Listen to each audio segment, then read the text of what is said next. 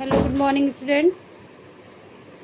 आज हम आपको यूपी लोकल लॉ की यूनिट सेकेंड को डिस्कस कर रहे हैं, जिसमें हम आपको इसमें का एक लेक्चर हो चुका है इस यूनिट का, जिसमें मैंने आपको हिस्टोरिकल डेवलपमेंट के बारे में बताया था कि जो हमारा जो पंचायती राज सिस्टम है वो पहले था कि नहीं था, अगर था तो उसको कॉन्स्टिट्यूशन प्रोविज़न कैसे मिला, और इस पंचायती राज सिस्टम को किस किस राज्यों ने अपनाया फर्स्ट टाइम, तो उसको मैंने आपको डिस्कस कर लिया था। अब हम आपको इस एक्ट के कुछ प्रोविजंस के बारे में डिस्कस करेंगे। सबसे पहले हम इस एक्ट में जब देखेंगे, आपका यूनिट सेकंड है, ठीक है। यूनिट सेकंड में हम सबसे पहले जो यूपी पंचायती राज एक्ट जो है 1947, तो ये आपका क्या है 1947 का एक्ट है, ठीक। तो इसमें सबसे पहले देखेंगे कि टोटल सेक्शंस कितने होते हैं, ठीक है। इस एक्ट में कितने टोटल सेक्शन हैं, तो वो हम आपको डिस्कस करेंगे, ठीक है। तो इसमें जो टोटल सेक्शंस बताए गए हैं 119, ठीक है। 119 इसमें टोटल सेक्शंस हैं और इस 119 सेक्शंस को 9 चैप्टर्स में डिवाइड किया गया है, ठीक। जिसमें कि आपको सिर्फ और सिर्फ कुछ डेफिनेशंस पढ़नी है, ग्राम सभा पढ़नी है, ग्राम पंचायत के बारे में पढ़ना है। न्याय पंचायत को रिपील्ड कर दिया गया है, अब न्याय पंचायत नहीं पढ़ा जाएगा, ठीक है। तो ये आपके और लैंड मैनेजमेंट कमेटी है, भूमिधर, इसमें जो है भूमिधर कमेटी, उसके बारे में हम लोग यहाँ पे डिस्कस करेंगे, ठीक है। तो सबसे पहले हम अगर इस एक्ट की इन्फोर्समेंट की बात करें तो ये एक्ट इन्फोर्स में कब आया, ठीक है। तो इसकी इन्फोर्समेंट डेट जो बोली जाती है कि ये एक्ट कब आया, इसकी प्रेसिडेंट की गवर्नमेंट की एसेंट कब मिली, तो ये बताया जाता है the receive the assent of the governor general of the dominion of India. Governor general का मतलब ये है कि सबसे पहले क्या था, पहले जब हमारे देश में क्या होते थे, गवर्नर जनरल होते थे, उनकी एसेंट यहाँ बताई जा रही है 7 दिसंबर 1947 and publish the UP government gazette dated 27 दिसंबर। मतलब जो गवर्नर जनरल थे उन्होंने इसको अपनी एसेंट जो थी 7 दिसंबर 1947 को दी थी, बट ये गवर्नमेंट ऑफिशियल गजट में छापा गया था 27 दिसंबर 1947। तो ये जब पब्लिश हो गया तो उसी दिन से ये हमारा एक्ट जो था क्या हुआ, पब्लिश हो गया और ये इन्फोर्स में आ गया, ठीक है। और ये एक्ट का जो एक्सटेंट पढ़ेंगे तो ये इस एक्ट का एक्सटेंट क्या होगा, देखिए। इसमें सबसे पहले हम लोग पढ़ने से पहले ग्राम सभा पढ़नी है ना आज, तो ग्राम सभा में हम लोग डिस्कस करेंगे उसकी डेफिनीशन, कि ये डेफिनीशन कहाँ डिफाइन है, ग्राम सभा की 2G में है। आर्टिकल कौन सा है, आर्टिकल कहाँ, जो आपका इंडियन कॉन्स्टिट्यूशन है वहाँ पे ग्राम सभा की बात कहाँ कही गई है, इस्टेब्लिशमेंट कहाँ है, किस आर्टिकल के तहत है। फिर सेक्शन 9(4) क्लॉज डिस्क्वालिफिकेशन की बात की गई कि जो ग्राम सभा होती है वो डिस्क्वालीफाइड कैसे हो सकती है, क्यों हो सकती है, ठीक है। फिर ग्राम सभा के फंक्शंस एंड मीटिंग की बात की गई है, ठीक है। तो ये आपका कुछ आर्टिकल और कुछ सेक्शन रिलेट करता है आपकी ग्राम सभा से, ठीक है। इतनी चीज़ें आप लोग लिखेंगे तो आपका ग्राम सभा कंप्लीट माना जाएगा, ठीक है। ग्राम सभा का टॉपिक कंप्लीट हो जाएगा, ठीक है।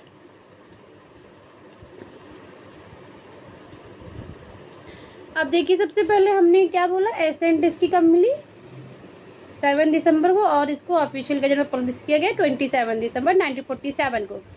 अब इसकी एक्सटेंट की बात की जाए, एक्सटेंट क्या है इसका, इट्स बताया जाता है कि होल ऑफ उत्तर प्रदेश, ठीक है।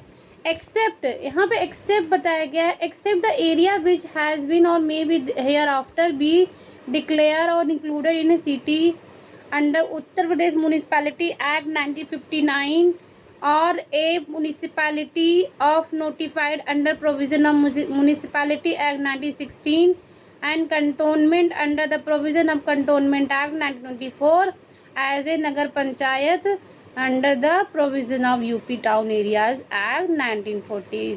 कहने का मतलब ये है कि जो एरिया ऑलरेडी म्यूनिसिपैलिटी घोषित हो गया है, टाउन एरिया घोषित हो गया है, कंटोनमेंट एरिया घोषित हो चुका है, ठीक है, उन एरियाज़ को छोड़ के बाकी जो उत्तर प्रदेश के एरियाज़ होंगे वो क्या कहलाएंगे, हमारे पंचायती एरिया कहलाएगा, ठीक है। वहाँ पे ये एक्ट लागू होगा, ठीक है। अब इसके इसमें डेफिनेशन की बात की जाए तो देखिए सबसे पहले ये है न्याय पंचायत। तो न्याय पंचायत को अब नहीं पढ़ना है, न्याय पंचायत हम लोग को ओमिट कर दिया गया है, ठीक है। तो इसमें एडल्ट की बात की गई है कि ग्राम सभा में जो एडल्ट होंगे वो क्या होंगे। तो एडल्ट की जो एज होती है वो बताया गई है 21 ईयर, ठीक है। जो लोग 21 एबो 21 ईयर होंगे वो लोग क्या है, एडल्ट पर्सन है। बैकवर्ड क्लासेस की बात की जा रही है। Backward classes means that backward classes of citizen specified schedule 1 of the Uttar Pradesh public service commission tribes and रिजर्वे अदर बैकवर्ड क्लासेस एक्ट 1994। 1994 का जो एक्ट है उसके तहत जिन लोगों को बैकवर्ड क्लासेस में रखा गया होगा, बैकवर्ड क्लासेस की जो एक लिस्ट आती है उसमें उन क्लासेस को माना जाएगा कि ये लोग क्या हैं, बैकवर्ड एरिया से आते हैं, ठीक है, या शेड्यूल ट्राइब से, या SC ST जो भी होते हैं उनकी क्लासेस को भी यहाँ पे बताया गया है, ठीक है। तो यहाँ पे फिर नेक्स्ट है आपका कुछ डेफिनेशंस और हैं जिसमें हम लोग पढ़ेंगे यहाँ पे फाइनेंस कमीशन। ग्राम सभा, देखिए ग्राम सभा कहाँ डिफाइन किया गया है, 2G में। 2G में बता रहा है means a body establish under section 3। अभी हम आपको बताएंगे। तो 2G में जो डेफिनेशन बताई जा रही है कि जो सेक्शन 3 के तहत जो इस्टेब्लिशमेंट है वही क्या है यहाँ बताया गया है, इनका ग्राम सभा, ठीक है। तो सेक्शन 3 के अंतर्गत बताया गया consisting of person registered in the electoral rolls relating to a village comprise within area of the gram panchayat. उस गांव में जो ग्राम पंचायत होगी उस एरिया के वोटर लिस्ट में जो पर्सन रजिस्टर्ड होगा वो माना जाएगा उस गांव का क्या है, मेंबर है, ग्राम सभा का सदस्य, सॉरी ग्राम पंचायत का वो क्या है, सदस्य है, ठीक है। तो ग्राम पंचायत मीन्स द ग्राम पंचायत, अब ग्राम पंचायत क्या है, means the gram panchayat constituted under section 12। तो ग्राम पंचायत जब पढ़ाएंगे तो आपको ग्राम पंचायत के बारे में बताएंगे। फिलहाल अभी आज हम आपको ग्राम सभा के बारे में बताएंगे, ठीक है।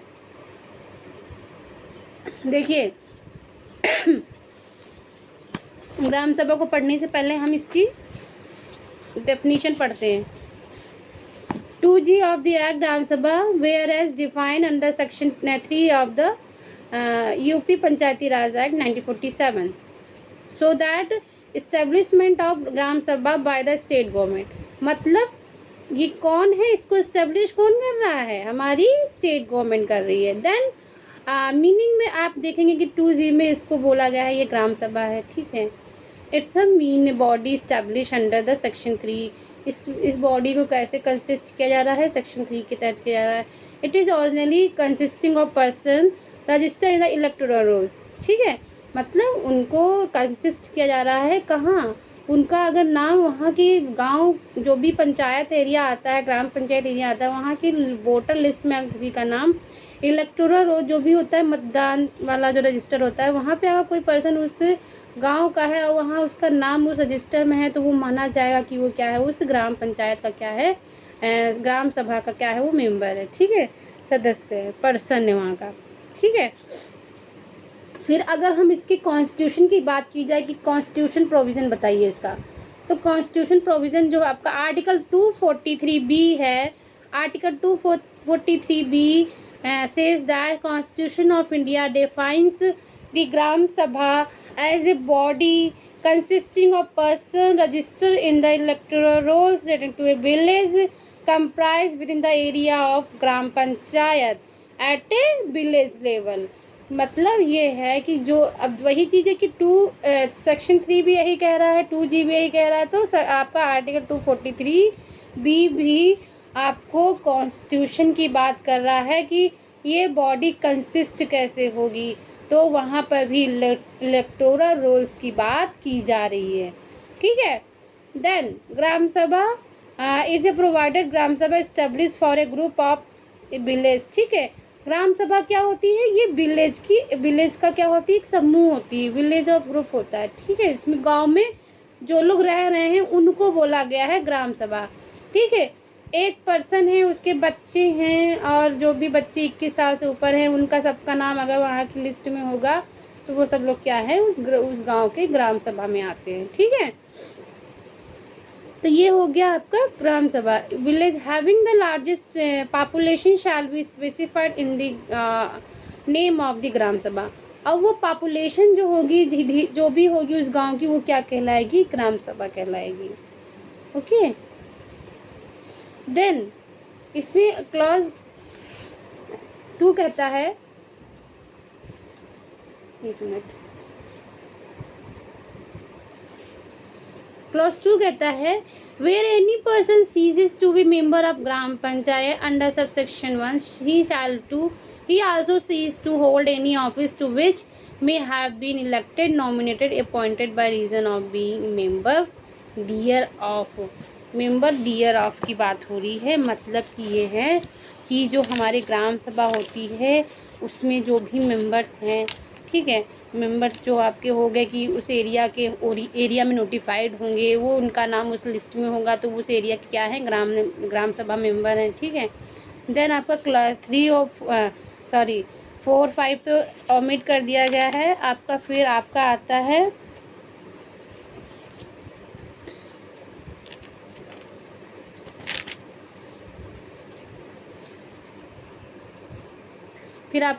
तो 3 हो गया। 3 के बाद आपका आता है सेक्शन 9। देखिए सेक्शन 9 देखेंगे हम लोग अब, ठीक है, क्योंकि ये इस्टेब्लिशमेंट हो गया। अब 9 में क्या बताया गया है, देखिए सब लोग ध्यान से। Electoral roll for each territorial constituency की बात हो रही है बेटा, सब लोग सुनिए। इसमें क्या है, टेरिटोरियल कॉन्स्टिट्यूशन का मतलब ये होता है कि as per the provision of UP panchayati raj system 1947 disqualification for membership of gram sabha. मतलब ये जो इलेक्टोरल रोल है ये क्या बात कर रहा है? डिस्क्वालिफिकेशन ऑफ ग्राम सभा। इस सेक्शन 9 के तहत कुछ डिस्क्वालिफिकेशन बताई गई हैं ग्राम सभा की, कि ऐसे मेंबर्स को ग्राम सभा नहीं माना जाएगा जो लोग यहाँ बताया गया है। देखिए देन इसमें है, हम पढ़ेंगे आपको इसका जो क्लॉज 2 है, ठीक है ना, सेक्शन 9 क्लॉज का 9 क्लॉज 2 है, एक्सप्लेनेशन में दे रखा, 4 है इसमें। देखिए क्या दे रखा है, a person shall B disqualified for registration in an electoral if he. लेकिन उस गांव में अगर कोई पर्सन रह रहा है, ठीक है, अगर कोई रह रहा है, अगर उसका नाम उसके गांव के वोटर लिस्ट में नहीं है, तो वो क्यों नहीं है, उसके पीछे का रीज़न क्या है। अगर कोई पर्सन डिस्क्वालीफाई हुआ है तो हो सकता है वो क्या हो सकता है, वो उस इंडिया का नागरिक नहीं है, it is not a citizen of India, और is of sound mind and of stand to so declare by the competent court. Unsound mind हो चुका है, जिसको हमारी कॉम्पिटेंट कोर्ट ने उसको डिस्क्वालीफाइड घोषित कर दिया है, या अनसाउंड माइंड उसको डिक्लेयर कर दिया है।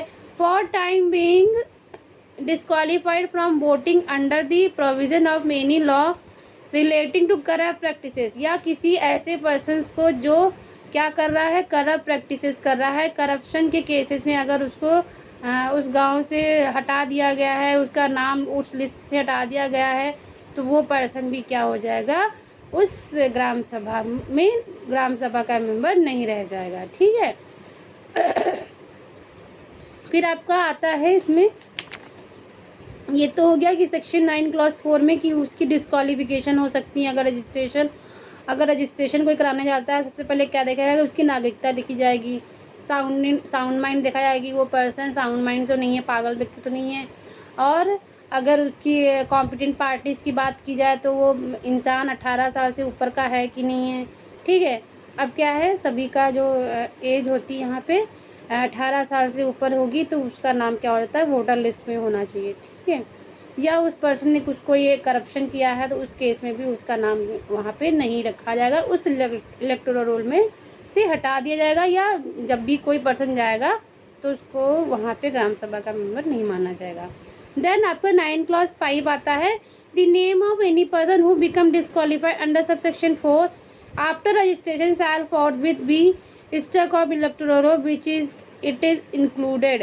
कहने का मतलब ये है कि यहाँ पे सेक्शन 9 के तहत जो क्लास 5 कह रहा है बात, वो क्या है कि अगर कोई भी व्यक्ति 9 क्लास के बाद पश्चात, मतलब उसी दौरान, मतलब कि कोई व्यक्ति डिस्क्वालीफाई हो जाए, ठीक है, तो वहाँ पे क्या होगा।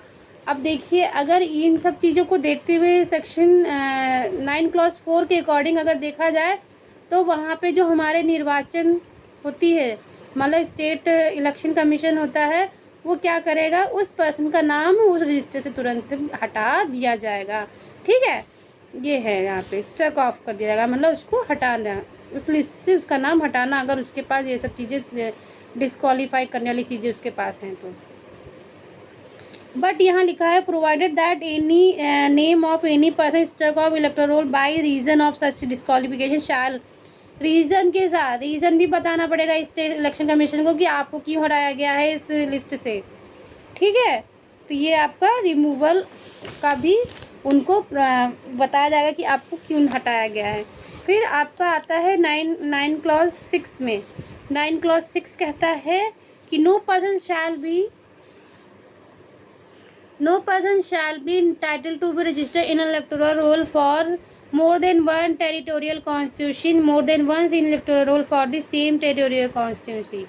कहने का मतलब ये है कि वही पर्सन बार बार क्या एक ही पर्सन कहीं और जाके अपना रजिस्ट्रेशन नहीं करा सकता वोटर लिस्ट में, ठीक है। No person shall be entitled to register in electoral roll for the any territorial constituency if his name is entered any electoral roll pertaining to any city, municipality, cantonment unless he shows that his name has been struck off such electoral roll।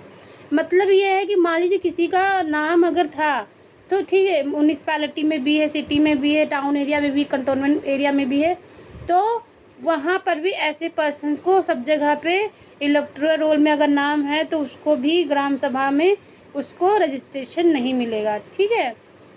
अगर उनको registration ग्राम सभा में कराना है तो वहाँ से उनको क्या करना पड़ेगा, हटाना पड़ेगा नाम, तब जाके आपको इधर नाम मिलेगा, ठीक है।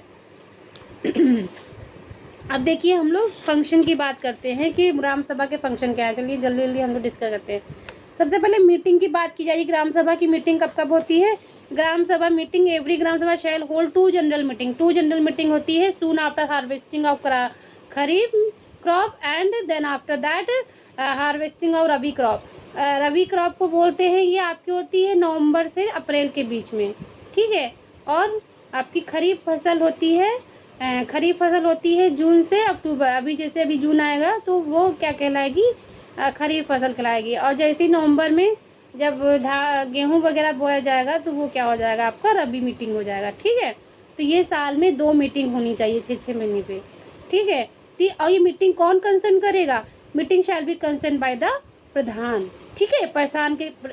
प्रधान जो होगा ग्राम पंचायत का वो इसको कंसर्न करेगा, ठीक है। अब इसमें एक्स्ट्रा ऑर्डिनरी मीटिंग की भी बात की गई है। एक्स्ट्रा ऑर्डिनरी मीटिंग का मतलब है सुमोटो का मतलब अगर कोई भी पर्सन, मतलब जी मान लीजिए कि जो कोई ग्राम सभा है, ठीक है, उसमें अगर प्रधान चाहे तो खुद अपनी तरफ से भी एक मतलब अपनी तरफ से अपने आप करना, ठीक है, अपने हिसाब से एक मीटिंग कर सकता है। और अपॉन रिक्वेजिशन इन राइटिंग में प्रेस्क्राइब अथॉरिटी, लेकिन इसकी भी क्या होगी, इसको अथॉरिटी दी जाएगी तभी वो करेगा, प्रेस्क्राइब अथॉरिटी के बाद ही होगी। Upon the requisition in writing sign by not less than 1/5 of total number of member. मतलब कि जो मीटिंग होगी उसके लिए भी थोड़ा मेजोरिटी की जरूरत पड़ेगी। 1/5 मेंबर उसको क्या करेंगे, साइन करेंगे, तभी जा कर के वो क्या करेगा, 30 डेज़ के अंदर उसकी रिसिप्ट मिलने के बाद वो क्या की जाएगी, उस रिक्वेजिशन पे वो एक अलग से मीटिंग बुला सकता है। जैसे कि 2 मीटिंग थी, उसके अलावा तीसरी मीटिंग करानी है तो प्रधान क्या करेगा, 1/5 मेंबर से, जो उनके पंचायत मेंबर होते हैं, प्रधान होता है, उप प्रधान होता है और भी मेंबर्स होते हैं, उनसे वो कंसर्ट लेने के बाद मीटिंग कर सकता है गाँव वालों को बुला के, ठीक है। फिर इसमें 11 क्लॉज 2 है, कोरम की बात की जा रही है। कोरम कैसे तैयार होगा, meeting of quorum 1/5 number of member shall form the quorum. Quorum जो है वो 1/5 मेंबर से मिलकर बनेगा, ठीक है। But no quorum shall be necessary for meeting adjourn for want of quorum. लेकिन एडजर्न मतलब स्थगित करने के लिए, मीटिंग स्थगित करने के लिए किसी भी तरीके की उनको कोरम की आवश्यकता नहीं है, ठीक है। लेकिन मीटिंग होने के लिए वहाँ बताया गया है कि 1/5 नंबर ऑफ मेंबर्स की ज़रूरत होती है कि तभी वो मीटिंग हो सकेगी, ठीक है। अब मैटर्स कौन से डिस्कस किए जाएंगे ये बताया गया है क्लॉज 3 में। दी ग्राम सभा शैल कंसिडर द फॉलोइंग मैटर्स। कौन कौन से मैटर्स होंगे देखिए। सबसे पहले मैटर्स है वो ग्राम सभा को बुला के क्या डिस्कस करेगा, ये करेगा कि the annual statement of account of the gram panchayat at the report of administration of proceeding financial year, ठीक है। तो जो भी अकाउंट्स वगैरह हैं उनको क्या किया जाएगा, ग्राम जो भी मतलब बजट तैयार हो रहा है आने वाले समय के लिए, उनको क्या किया जाएगा, उन ग्राम सभा के सामने क्या किया जाएगा, डिस्कस किया जाएगा, ताकि किसी को कोई ऑब्जेक्शन हो तो वो अपनी बात रख सके।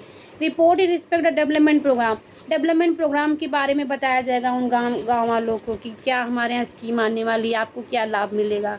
Promotion of unity and harmony among all section of society in the village, ताकि ये सब जो सभाएं होंगी ताकि इससे क्या होगी, यूनिटी बनेगी, लोग एक दूसरे से अट्रैक्ट होंगे, उनसे अपनी बात रख सकेंगे, ग्राम सभा के सामने अपनी बात रख सकेंगे। तो यहाँ पे यूनिटी एंड हार्मनी को भी दर्शाने के लिए ये सब किया जाता है। Programme for adult education with in the village, वहाँ पे एडल्ट एजुकेशन को भी से संबंधित प्रोग्राम को भी डिस्कस किया जाएगा अगर मीटिंग होती है तो। सच अदर मैटर्स एज में बी प्रेस्क्राइब, और भी मैटर्स को भी वहाँ पे डिस्कस किया जा सकता है। इसके अलावा यहाँ पे ग्राम सभा क्या करेगी, gram sabha shall give due consideration to the recommendation of suggestion of gram sabha, ठीक है। ग्राम सभा भी क्या करेगी, ग्राम पंचायत भी अपनी तरफ से कुछ रिकमेंडेशन दे सकती है ग्राम सभा को कि आप लोग क्या करना चाहिए। अब देखिए फंक्शन क्या होंगे, दी ग्राम सभा शैल परफॉर्म दी फॉलोइंग फंक्शंस, ठीक है।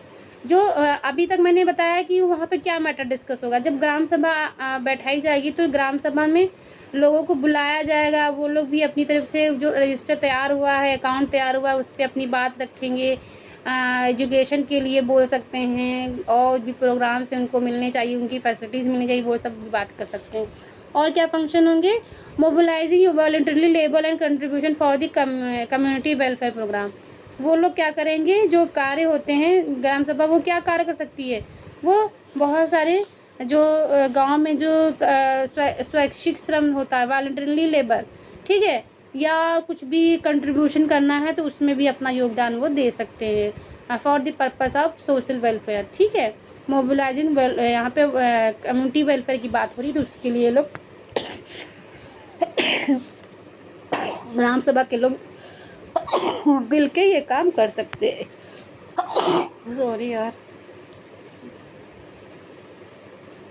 फिर यहाँ पे क्या है, ग्राम से विलेज संबंधी जो भी योजनाएं हैं उसमें उनका क्या उनका अपनी तरफ से इम्प्लीमेंटेशन करना है, अपनी तरफ से क्या उसमें और चेंज कर सकते हैं, उसको भी वो परटेन कर सकते हैं। Rendering assistant in the implementation of development programme scheme, इसके अलावा वो हेल्प भी, अगर ग्राम पंचायत को किसी हेल्प की जरूरत पड़ती है तो ग्राम सभा क्या करेगी, उसके लिए तैयार रहेगी। ओके, आज के लिए इतना ही। ग्राम सभा आपका कंप्लीट होता है, कल आपको ग्राम पंचायत पढ़ाएंगे। Okay, thank you class.